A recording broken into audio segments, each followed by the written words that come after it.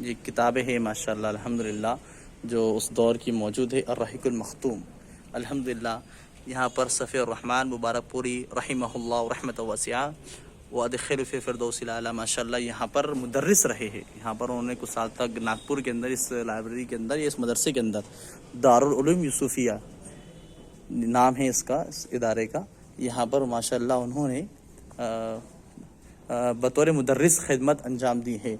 और चूँकि ये माशाल्लाह हमारे बहुत ही उस्ताद गिरामी, हमारे अजीज़ उस्ताद मौक़र फ़ज़लत शेख दुख्तु तारिक मदनी हफ़िज़हुल्लाह इब्न सफ़ी रहमान मुबारकपुरी के चूँकि वालिद का ये एक यादगार लम्हा है जो यहाँ इस वीडियो में क़ैद किया जा रहा है। यहीं पर शेख माशाल्लाह तालीम दिया करते। देख सकते हैं आप लोग, कितनी बस छोटी जगह है लेकिन इल्म के शदाई यहाँ पर भी इल्म हासिल करने आ जाते थे। ये यहाँ बच्चों का फ़िलहाल यहाँ पर मकतब वगैरह लगता है।